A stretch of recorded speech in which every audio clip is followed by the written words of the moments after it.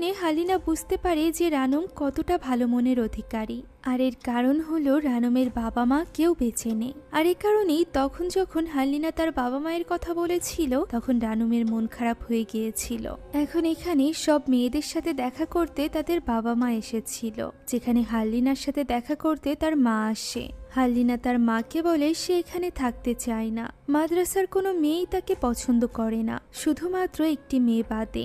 বাকিরা তো তাকে ঘৃণা করে। এছাড়া এখানকার বেডশিটও বেশ নোংরা। একথা শুনে তার মা হেসে দেয় এবং বলে সে আজ রাতেই তার জন্য নতুন বেডশিট সেই সাথে অনেকগুলো চাদর এনে দেবে। সে আরো বলে অন্ততপক্ষে 1 সেমিস্টার পর্যন্ত তাকে এই মাদ্রাসায় থাকতে হবে, তা না হলে তার বাবা কিছুতেই রাজি হবে না তাকে এখান থেকে নিয়ে যেতে। তারা কথা বলছিল এমন সময় হালিনা লক্ষ্য করে রাবিয়াকে তার বাবা প্রচন্ড আকারে ঝগড়া করছে। মাদ্রাসার নিয়ম ভঙ্গের জন্য সে তাকে বকা দিচ্ছিল।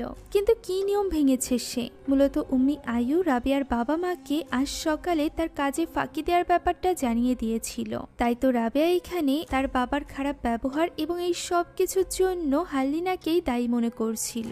এই ব্যাপারটা দূর থেকে হালিনাও বুঝতে পারে, তবে সে এখানে তার মাকে এই ব্যাপারে কিছুই বলে না। তার মা এখানে তার জন্য খাবার নিয়ে এসেছিল, যেটা হালিনা তখন খায় না এবং রেখে দেয় পরবর্তীতে রাতে খাওয়ার জন্য।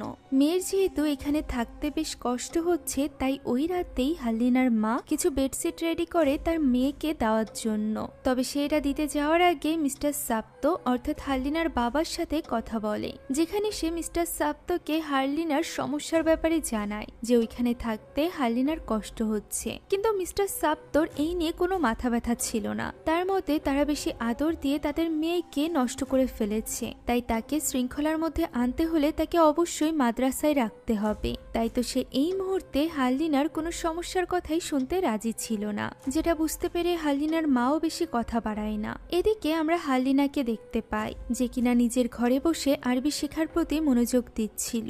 এমন সময় রানম তৈরি হয় এবং তাকে জিজ্ঞাসা করে সে তার সাথে নামাজ পড়তে যাবে কিনা। আজ এখন